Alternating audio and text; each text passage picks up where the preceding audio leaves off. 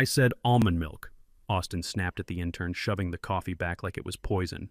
Not this regular garbage. Just like that, day one of his corporate takeover started with a tantrum over dairy creamer in a $9 latte. I watched from 3 desks away, pretending to review quarterly supply chain reports while this 28-year-old tornado threw his first office hissy fit.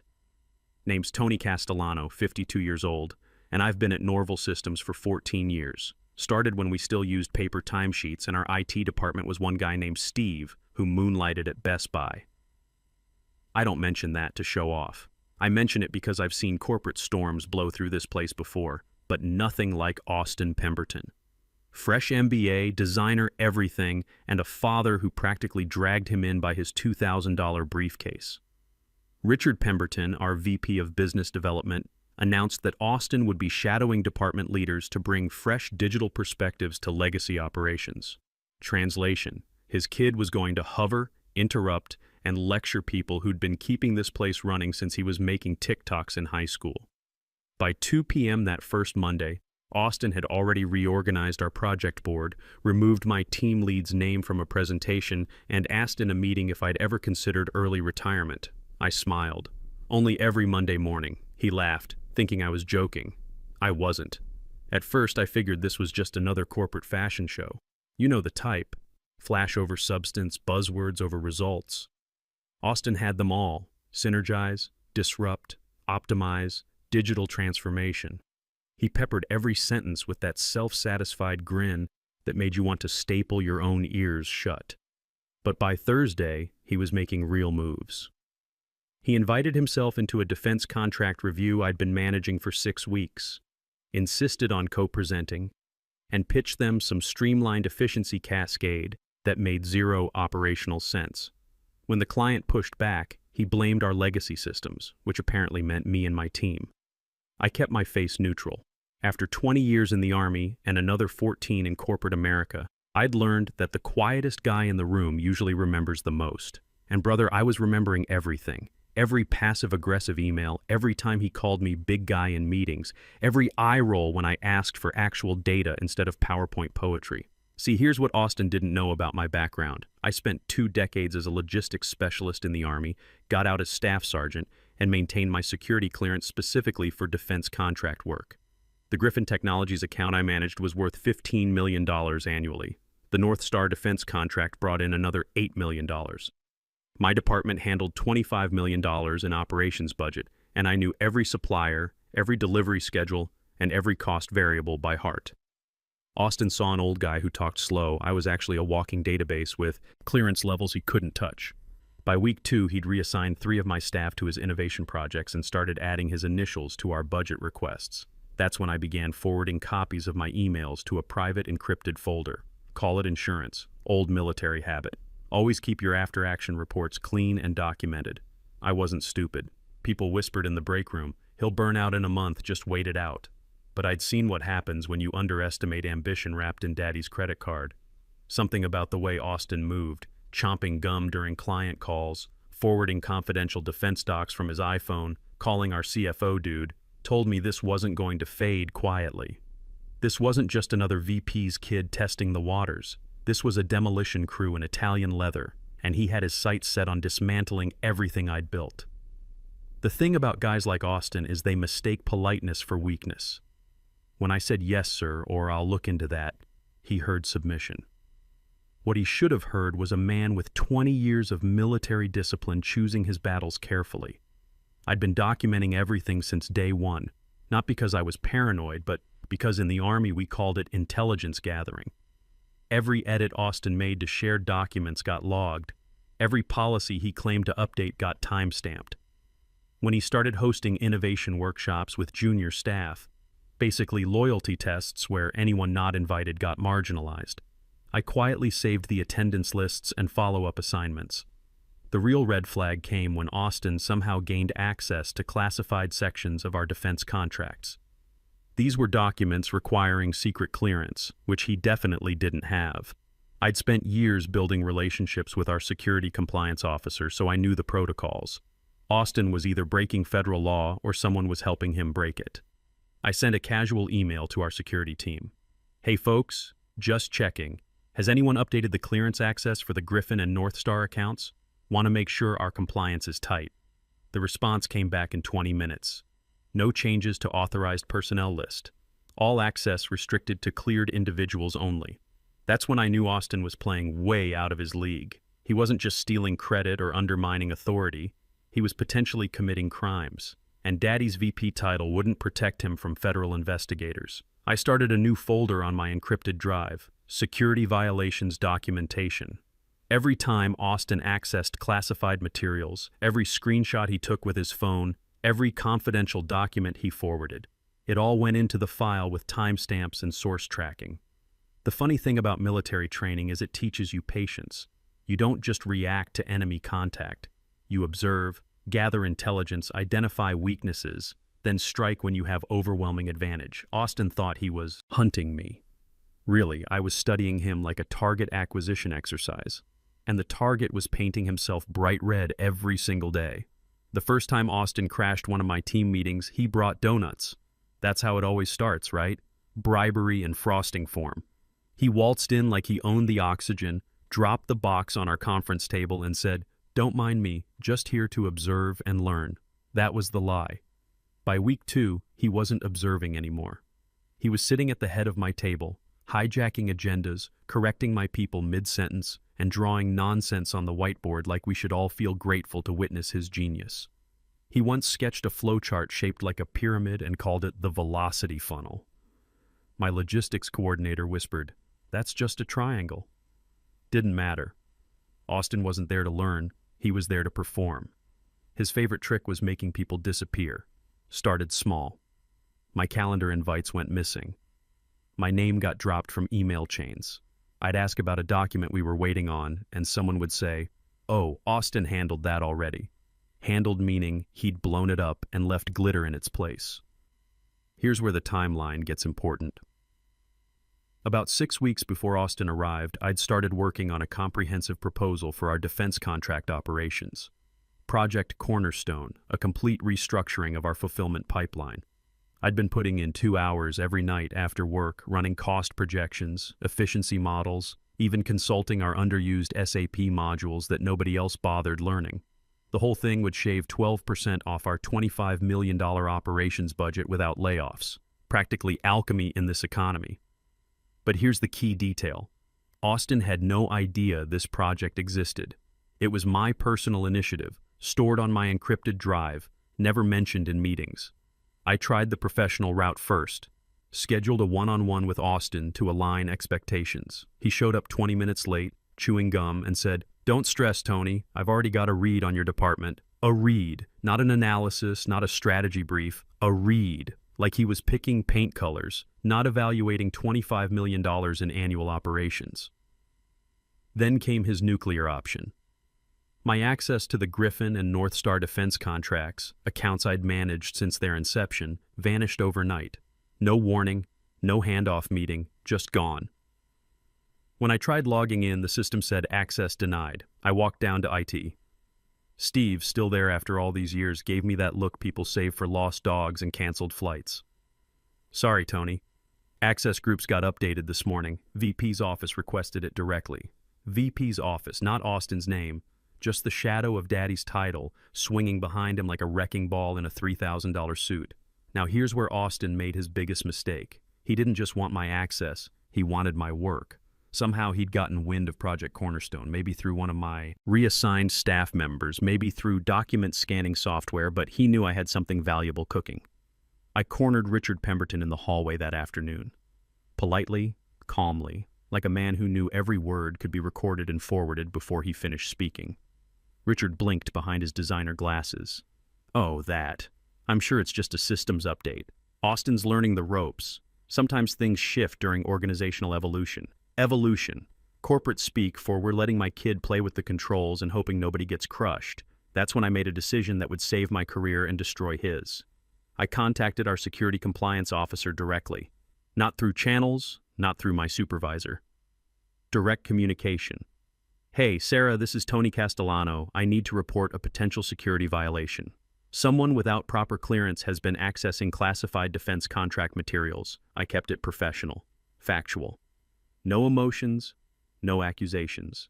Just data. Sarah's response was immediate. Send me everything you've documented. We'll need to investigate immediately. See, this is where Austin's privilege became his weakness. He'd grown up believing rules were suggestions, that daddy's influence could fix any problem. But federal security violations aren't corporate politics, they're criminal matters. And his father's VP title meant nothing to Department of Defense investigators. Next morning, my team lead Patricia pulled me aside. Austin just overrode the logistics tracker for our Q4 shipments. Put in his own vendor without running cost analysis. I didn't even flinch. Just opened my laptop and started quietly downloading access logs. Every edit, every permission change, every overwritten note. Tagged them with timestamps and file paths. Saved them in my encrypted archive. But here's the beautiful part. Austin thought he was being clever, but every move he made was creating a digital paper trail. Every time he accessed classified documents without clearance, the system logged it. Every time he forwarded confidential information to his personal email, it got tracked. Every unauthorized vendor change, every budget modification, all of it documented automatically. I wasn't just building a case anymore, I was watching Austin build his own prison cell, one security violation at a time. The breaking point came during a client call with North Star Defense. Austin had somehow convinced them to let him present efficiency improvements for their contract. I sat in the corner, officially excluded but technically still responsible for the account. Austin clicked through slides that looked suspiciously familiar. Same data layout, same cost projections, same workflow diagrams I'd spent 6 weeks developing. He'd stolen my Project Cornerstone proposal, changed the name to Phoenix Initiative, and was presenting it as his own work to a client who required security clearance to even enter the building, the North Star. Procurement officer, a retired colonel named Williams, asked pointed questions about implementation timelines. Austin fumbled through answers with corporate buzzwords. It's a top-down synergy matrix with agile adaptability baked into the stakeholder optimization curve. Colonel Williams looked confused. Son, are you telling me you can reduce our fulfillment costs by 12% without impacting delivery schedules? Austin nodded confidently. Absolutely. The metrics are solid. And you developed this analysis yourself? Yes, sir. Lots of late nights and determination. That's when I made my move. I pulled out my phone and started recording. Not obviously, just setting it on the table like I was checking messages. But I captured every word of Austin claiming credit for classified work he'd stolen from someone with proper clearance. After the meeting, I had everything I needed. Video evidence of Austin presenting classified material without authorization, audio recording of him claiming credit for stolen intellectual property, and a digital trail showing exactly when and how he'd accessed documents above his clearance level. Game over. Austin just didn't know it yet. It started with sideways glances. Not the usual office gossip kind. These were strategic, calculated, like people had been briefed to see me differently. My team got quiet when I walked into rooms. Slack threads that would normally include me suddenly scrolled on without my input. Conversations paused and pivoted when I approached. Then came the HR wellness check. Just touching base, chirped Nicole from HR one Tuesday morning, clutching her notepad like it contained nuclear launch codes. We've had some feedback. Nothing formal, just a few colleagues expressing concerns. Concerns? I kept my voice level, my expression softer than butter. She crossed her legs. That maybe you've been under pressure lately, slower to adapt to some of the operational changes we're implementing. There it was. I leaned back and smiled. Not warmly, just smiled. I'm not overwhelmed, Nicole. I'm observing. She blinked. Observing? Yeah, watching how things develop. She scribbled something. Probably Tony il potential problem, speaks in riddles. I knew exactly where this was coming from. Austin had been working the hallways, framing me as the old guard, the legacy deadweight holding back innovation. He's nice, I'd overheard him say near the elevators, but slow. Doesn't get how fast business moves now. Rich, considering I once processed 3 contract modifications, while he spent an entire afternoon picking fonts for a pitch deck. But rumors, repeated enough, turn into truth. And Austin was smart about it. Never directly accusatory, just lots of concerned tones and loaded compliments. Tony has great institutional memory. Like, he remembers how we did things 10 years ago. Isn't that something? He'd call me big guy in meetings, pat my shoulder when I made suggestions, pretend it was affectionate.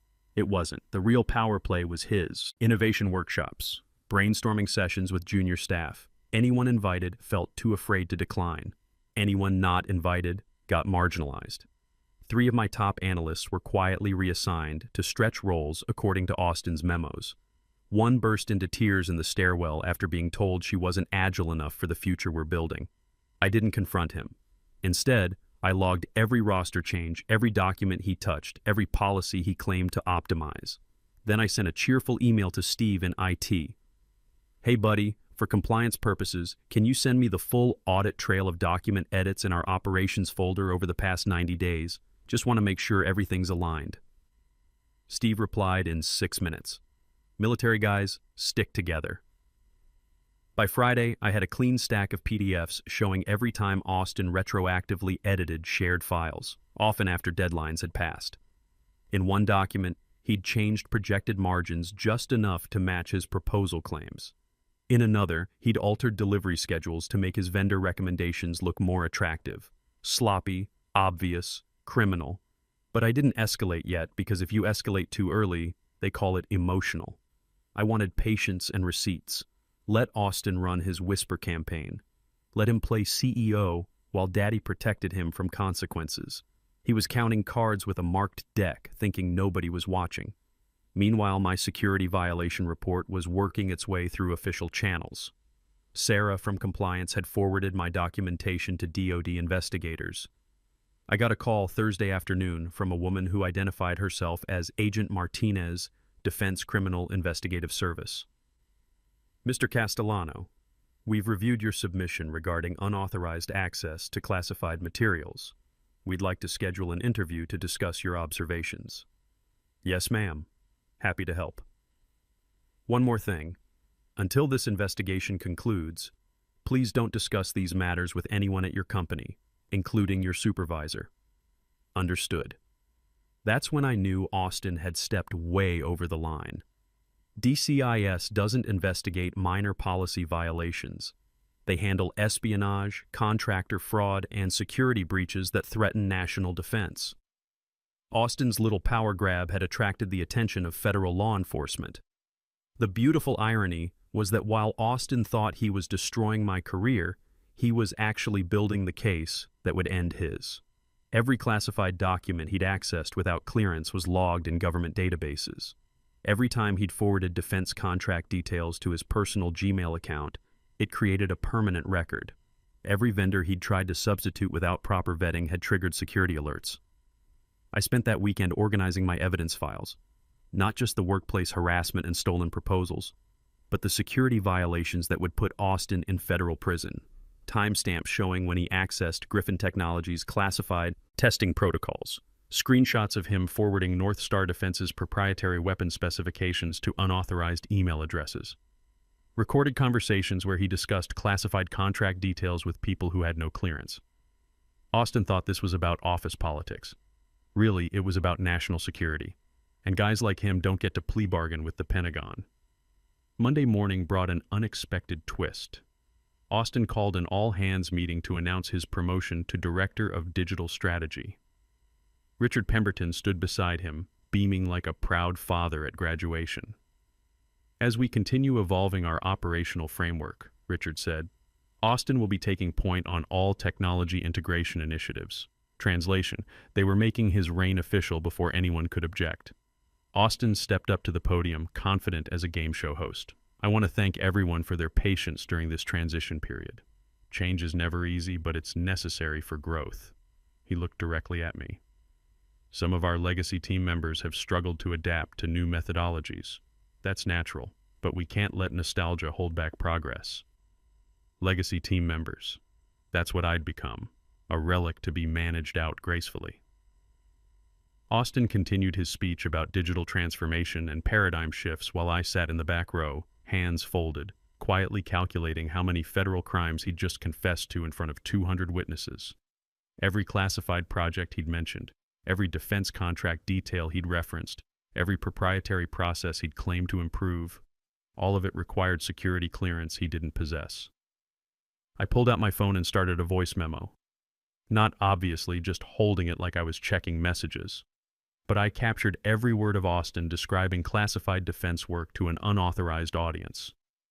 After the meeting, people avoided eye contact with me. They knew I'd been marked for elimination.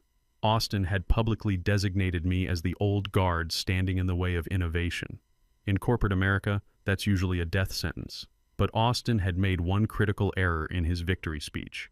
He'd provided detailed descriptions of classified projects to people without security clearance, in a room full of witnesses, while I recorded every word. That afternoon, I called Agent Martinez. I have additional evidence to submit. Austin Pemberton just described classified defense projects in an unauthorized public forum. Send us the recording immediately. And Mr. Castellano, I think it's time we had that interview. The trap was closing. Austin just didn't know it yet. The invite hit my inbox like an afterthought. Subject: Q3, Executive Alignment Dinner. RSVP required. Sent at 8:47 p.m. on a Friday. Most people had confirmed days earlier. I stared at it longer than necessary. Not because I wouldn't go. I always attended these dinners. I managed vendor relations for 5 of the 7 executives who'd be there. My presence was as expected as the complimentary wine. But this year felt different. Austin's name was listed as co-host right under his father's. A subtle but telling detail. That week he'd been bouncing around the office like a caffeinated golden retriever. The dinner's going to be elevated this year, he told Patricia, flipping his styled hair. Real high-level stuff, not just boring chicken and quarterly reports. I didn't need a crystal ball to see what he was planning. He'd been circling me for weeks, chipping away, repositioning himself, cutting off my visibility. If the company was chess, I was the veteran piece he was trying to sweep off the board with venture capital fairy dust and a grin. So yeah, I RSVP'd. Then I started preparing. The dinner was held at the Rosewood Room, one of those upscale hotel venues where the lighting flatters bad decisions and the waitstaff judge your shoes before handing you a menu. When I arrived, Austin was already holding court near the bar in a navy suit that probably cost more than my mortgage payment. He spotted me, and his smile sharpened like a paper cut. "Well, well," he called out across the room, loud enough to silence nearby conversations. "Didn't think you'd make it, Tony. Thought maybe you were here to work security, not join the big kids' table." The laughter was instant and too loud. Someone clinked a fork against their glass. I picked up a whiskey, took a sip, and smiled back. "Just here to observe, Austin. You know how I love a good case study." His eyes narrowed. He was already moving on, greeting someone from procurement with air kisses and networking energy. I took my seat, back row, end of the table. No place card, naturally. My name had been erased from visibility, but not from obligation. I was there to witness my own public execution. Salads arrived, wine flowed. Austin made a toast about embracing disruption and said something vague about fresh leadership models. Richard nodded along like a dashboard bobblehead. Across the table, one of our clients, older guy with silver hair and a watch worth more than my car, kept glancing at me like he was trying to place my face. I clocked him earlier but hadn't connected the dots. Charles Langston, Langston Defense Solutions.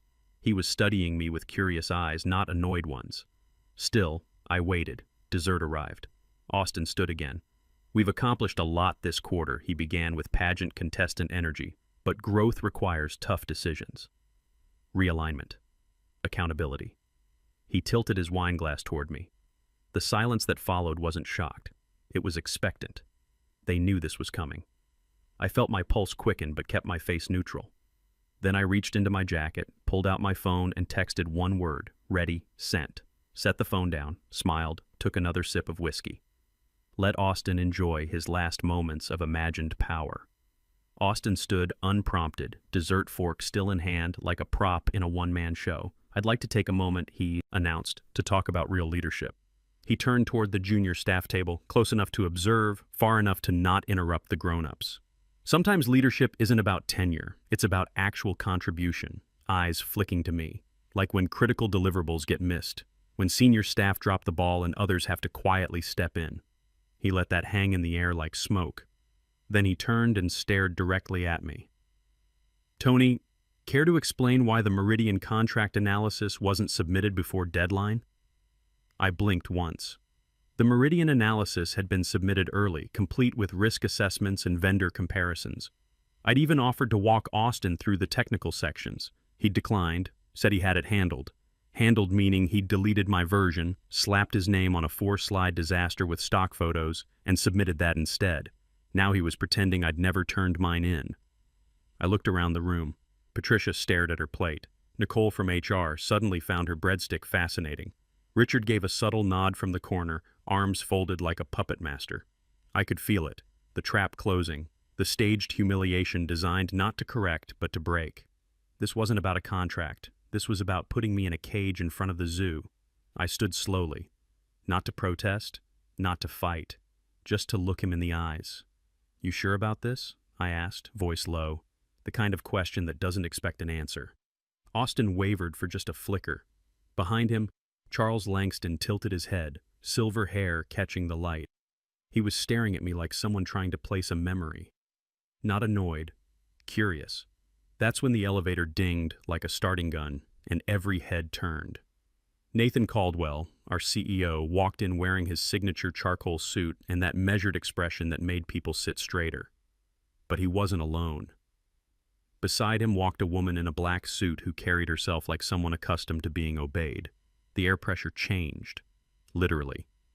Agent Martinez, Defense Criminal Investigative Service. I recognized her from our phone calls, though we'd never met in person. Austin was mid-sentence about legacy mindsets versus innovation culture when he noticed them. "Oh," he chirped, adjusting his tie. "I don't think we've met." Agent Martinez didn't respond.